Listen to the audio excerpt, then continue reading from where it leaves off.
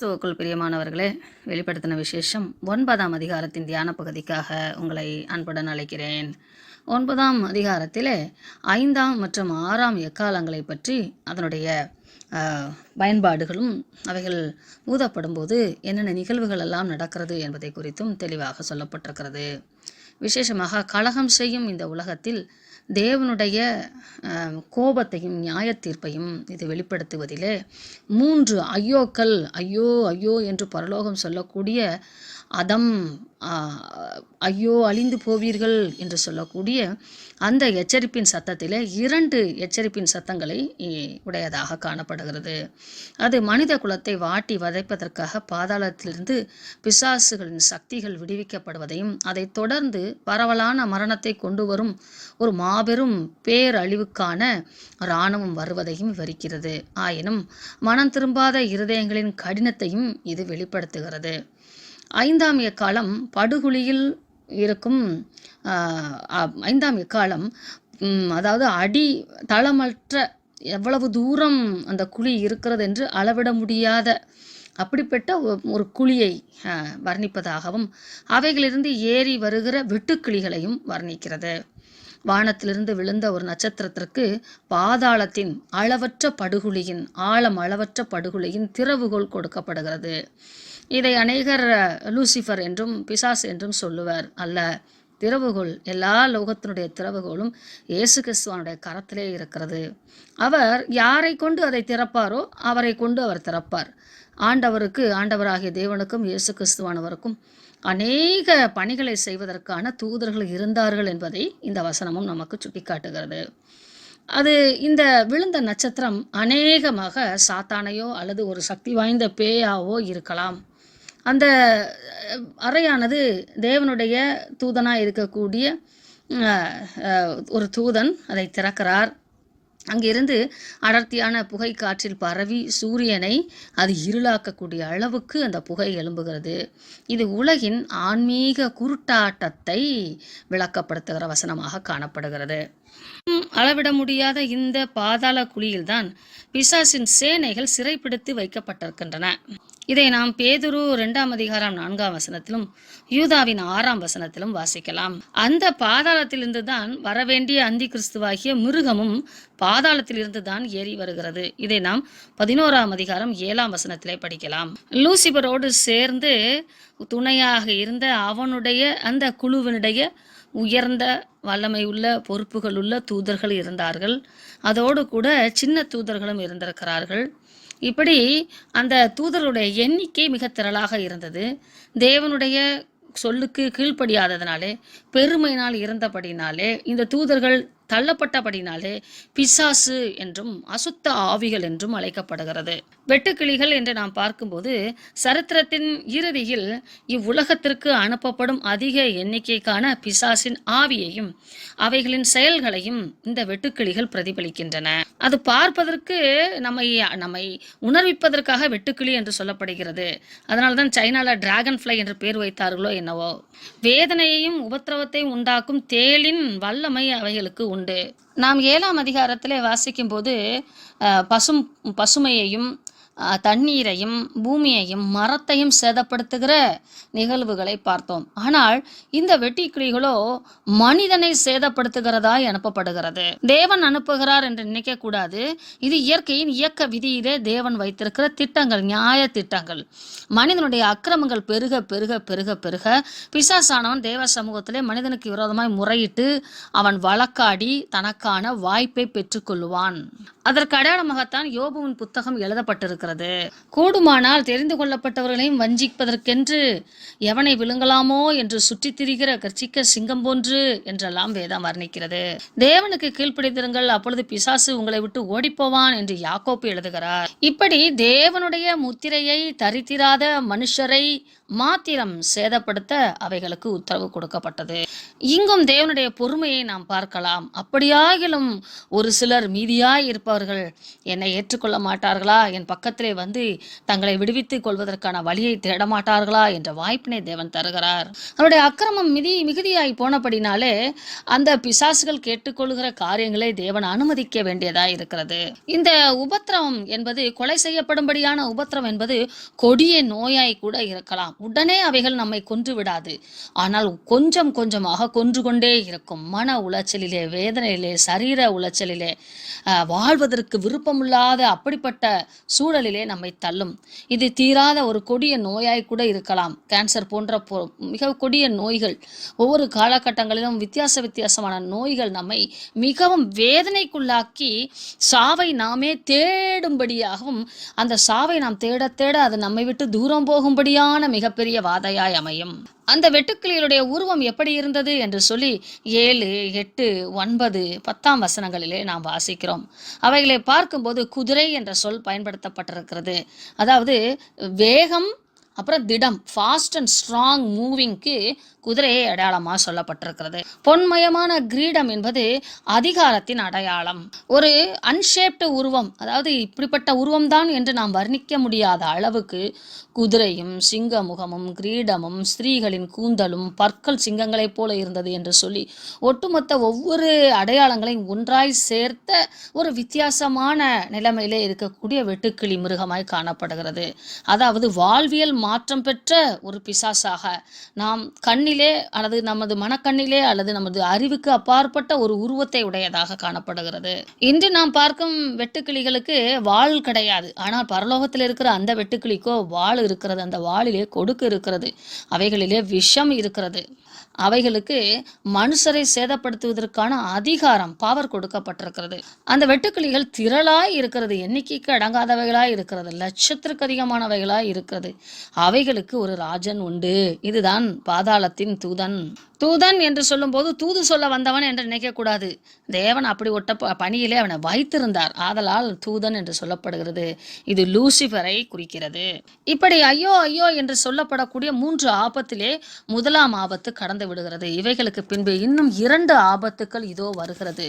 அவைகளிலே 2வது ஆபத்தை குறித்து 13ஆம் வசனத்திலிருந்து பார்க்கிறோம். 6ஆம் தூதன் எக்காலம் ஊதினான். அப்பொழுது தேவனுக்கு முன்பாக இருந்த பொற்பிடத்தின் 4 கொம்புகளிலிருந்தும் ஒரு சத்தம் தோன்றிற்று. கடைசி காலங்களிலே இந்த ஐப்ராத்து நதி என்கிற இந்த நதியிலே இருக்கிற பாபிலோன் தேசத்திலிருந்து தான் இந்த லூசிபருடைய யுத்தங்கள் எல்லாம் நடக்கும். அங்கிருந்து தான் அந்தி கிறிஸ்து என்று சொல்லக்கூடிய ராஜா ஆளுகை செய்வான் என்றெல்லாம் வேதம் பல முறை நமக்கு சுட்டி காட்டுகிறது. பாபேல் என்று அழைக்கப்பட்ட இடமும் இதே இடம்தான். தேவன் தமக்கென படைத்து வைத்திருப்பதை, விசேஷமாக ஆதாமை பிசாசு எடுத்துக்கொண்டான். பிசாசின் பிடியில் இருக்கிற ஆபிரகாமை தேவன் எடுத்து அவன் மூலமாக ஒரு சந்ததியை உருவாக்கி மனிதர்கள் மனம் திரும்புவதற்கான, விசுவாசத்தினரை மனம் திரும்புவதற்கான வழிகளை உண்டாக்கி, இப்படி அவனுடைய கோட்டைக்குள்ளே இருந்தே ஒருவரை மனம் திரும்ப பண்ணி பிசாசின் கண்களிலே இயேசு கிறிஸ்துவானன் விரல் விட்டு ஆட்டுவது போல இந்த காரியங்கள் நடக்கிறது. தேவன் எப்பொழுதுமே அற்பமான காரியங்களை கொண்டு அசாதாரணமான காரியங்களை செய்கிறவர் என்பதை இந்த காரியத்திலும் நாம் காணலாம். பிசாசு தேவனின் வல்லமையான காரியங்களை எல்லாம் எடுக்க நினைப்பான். ஆண்டவர் பிசாசு இடத்தில் இருக்கிற அற்பமான காரியத்தை எடுத்து அவன் கைகளில் அவனை கட்டி போடுவார். 15ஆம் வசனத்திலே அப்பொழுது மனுஷரில் 3 1 பங்கை கொள்ளும்படிக்கு ஒரு குறிப்பிட்ட காலம் கொடுக்கப்படுகிறது. 1 மணி நேரம், 1 hour, 1 day, 1 month, 1 year. இப்படி ஆயத்தமாக்கப்பட்ட, திடீரென்று உருவாக்கப்பட்ட அந்த மிருகத்திற்கு வாய்ப்பு கொடுக்கப்படுகிறது. 16 17 18 வசனங்களை நாம் வாசிக்கும் போது டிஃப்ரெண்ட் கிரியேச்சர், அதாவது வித்தியாசமான முறையிலே இருக்கக்கூடிய உயிரினங்களை குறித்து, மிருகங்களை குறித்து இங்கே நாம் பார்க்கிறோம். குதிரை என்று சொல்லப்பட்டிருக்கிறது. சேனைகளின் இராணுவம் என்று சொல்லப்பட்டிருக்கிறது. அந்த குதிரைகள் மேல் ஏறி இருக்கிறவர்கள் எப்படிப்பட்டவர்களாக இருந்தார்கள் என்று சொல்லி வர்ணனை கொடுக்கப்பட்டிருக்கிறது. இப்படி நமது கண்களுக்கு, அறிவுக்கு அப்பாற்பட்ட அந்த சேனைகள் மனுஷரில் 3 1 பங்கை கொன்றார்கள். அதாவது அந்த பிசாசுக்கு அடிமையானார்கள் என்று அர்த்தம். அவன் மனுஷ கொலை பாதகனாயிருக்கிறான் என்று சொல்லப்பட்டிருக்கிறதல்ல. அல்லவா? யாரெல்லாம் பிசாசுக்கு கீழ்ப்படுகிறார்களோ பிசாசு அவர்களை கொன்று குவிப்பான், அவர்களை மரணத்துக்கு அழைத்துச் செல்கிறான். ஆதாமும் ஏவாளும் இப்படித்தான் மரணத்தை முதல் முதல் ருசி பார்த்தார்கள். அந்த குதிரையின் வல்லமை வாயிலும் வாள்களிலும் இருக்கிறது, பாம்புக்கு ஒப்பானவைகளாய் இருக்கிறது என்று வர்ணிக்கப்படுகிறது. பாம்புகளுக்கும் அப்படித்தான், வாயிலும் வல்லமை உண்டு, அதனுடைய வாளிலும் வல்லமை உண்டு. தன் வாளால் சுருட்டி இழுத்து பிடித்து கொள்ளும், தன் வாயின் விஷத்தினாலே கடிக்கும். இப்படி பிசாசானவன் முன்னே போனாலும் பின்னே போனாலும் அவனுடைய பிடியை விட்டு தப்ப விடாதபடிக்கு வலை போட்டு விடுவான்.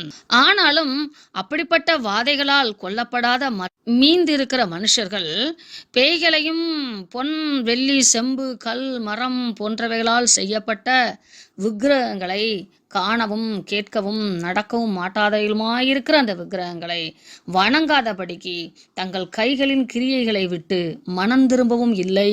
பிசாசுக்கு முழுமையாய் கீழ்ப்படிந்தவர்கள் உச்சமாய் கொல்லப்பட்டார்கள். ஆனால் கொஞ்சம் குறைய வாய்ப்பு இருக்கிறவர்களுக்கு மீண்டும் ஒரு வாய்ப்பு கொடுக்கப்படுகிறது, உயிரோடு இருக்கிறார்கள். ஆனால் அவர்களோ தங்களுடைய கிரியையிலேயோ தங்களுடைய மனதாலோ தங்களுடைய பழக்க வழக்கங்களாலோ தேவனிடத்திலே மனம் திரும்புவதற்கு விரும்பவில்லை. தங்கள் கொலை பாதகங்களையும் தங்கள் சூனியங்களையும் தங்கள் வேசித்தனங்களையும் தங்கள் களவுகளையும் விட்டு மனம் திரும்பவில்லை. இது மனிதர்களின் கேடான பாவ சுபாவத்தையும் பாவ இன்பங்களில் உள்ள ஆசையையும் காட்டுகிறது. எரேமியா 17:9 இருதயம் எவ்வளவு திருக்கானது என்று சொல்லப்பட்டிருக்கிறது.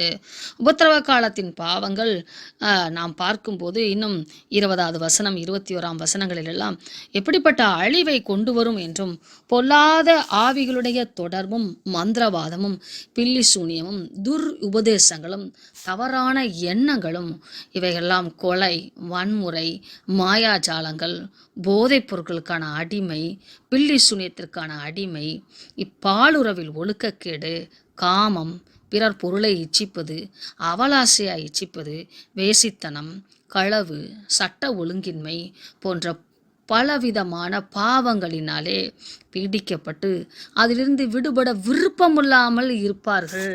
அவர்கள் அப்படிப்பட்ட சூழலே இருப்பவர்களுக்கு நிச்சயம் தேவ தண்டனை உண்டாகும் என்பதை நாம் அடுத்த பகுதியிலே 3ஆம் தூதன் செய்யும் காரியங்களை வாசிக்கலாம்.